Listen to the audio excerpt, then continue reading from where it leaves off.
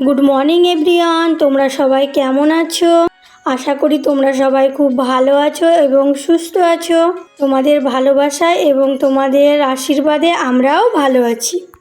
মৌসুমি ব্লগে তোমাদেরকে অনেক অনেক স্বাগত আর ভালোবাসা জানিয়ে ব্লগটা শুরু করলাম। সঙ্গে থাকো, চলো ভিডিওটা শুরু করা যাক।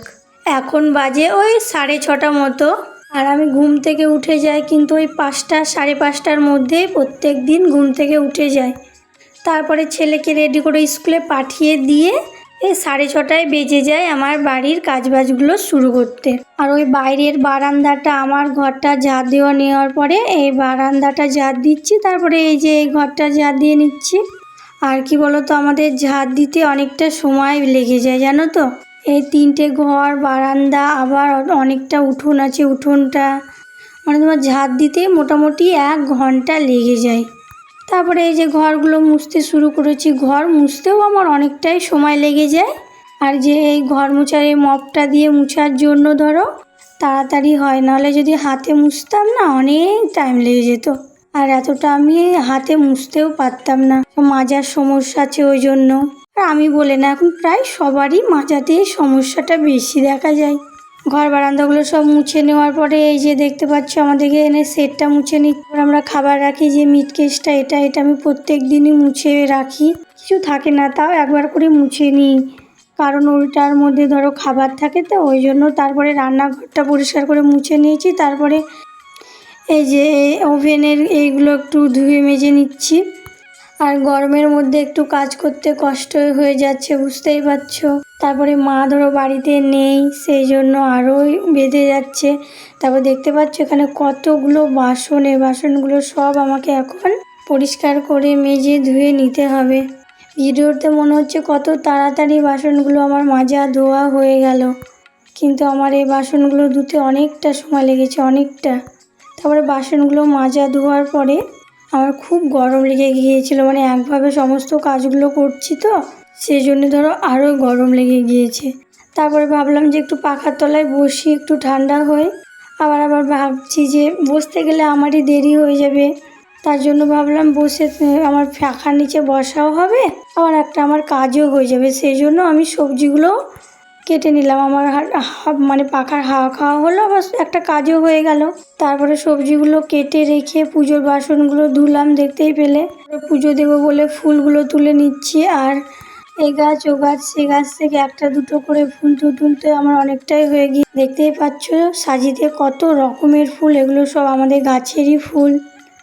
তারপরে ওগুলো রেখে বা ভেতরে সমস্ত কাজ কমপ্লিট করে তারপরে উঠোনটা ঝাড় দিয়ে নিয়ে একেবারে স্নান টান সেরে পুজো সেরে একেবারে রান্নাঘরে চলে এলাম। আর দেখতে পাচ্ছ এদিকে ভাত বসিয়ে দিয়েছি, আর ভাতটা ফুটেও এসেছে। আজকে রান্না করব পেঁপে ভাজা আর মাংস হবে, এই দুটো পদে রান্না করব। আর দেখতে পাচ্ছ ওখানে মাংসটা ধুয়ে বেছে কেটে রাখা আছে। তারপরে আমি কিন্তু পেঁপেটা আগে ভেজে নিচ্ছি। তারপরে এবারে এই যে কড়াইয়ে তেল দিয়ে দিয়েছি, তারপরে আলুটা ভেজে নেওয়ার পরে ওই তেলে কিছুটা আর একটু তেল দিয়ে ওতে 5 ফোড়ন, তেজপাতা, শুকনো লঙ্কা যা যা লাগে 2 পদে রান্না হবে, কারণ তোমার দাদা বেশি তরকারি অত পছন্দ করে না, মাংস হলে মাংস দিয়েই খেয়ে নেবে।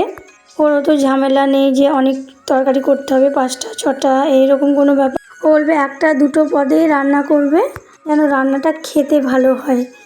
আর তুমি অনেক রান্না করবে কিন্তু খেতে ভালো হবে না, সেটা দিয়ে কিন্তু ভাত খাওয়া যায় না। 1টা 2টো পদের রান্না যদি টেস্টি হয় ওটা দিয়েই কিন্তু ভাত খাওয়া হয়ে যায়। তারপরে দেখলে তো মাংস কষানো হয়ে গিয়েছে, ওখান থেকে কিছুটা কষা মাংস নিয়ে আমরা সবাই একটু খেলাম। কী বলো তো, সকাল থেকে এত কাজ করা হয় তো যে স্নান করে আর রান্না করতে ইচ্ছা করে না, মনে হয় যে স্নান করে একটু শুয়ে ঘুমাই, কিন্তু তা করলে তো হবে না, রান্না তো করতেই হবে, খেতে তো হবে, তাই না বলো।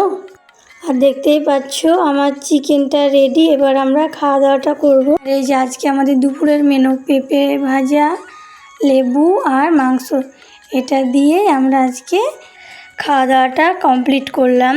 আর খাওয়া দাওয়ার পরে আর কোনো কাজ করিনি, শুয়ে অনেকক্ষণ রেস্ট নিয়েছি। আর এই যে একেবারে রাত্রিবেলায় এখন ওই 10টা মতো বাজে, ছেলেকে খাইয়ে দিচ্ছি। এর আগেও আমার অনেক কাজ হয়ে গিয়েছে, সেগুলো আর তোমাদের সঙ্গে আমি শেয়ার করিনি।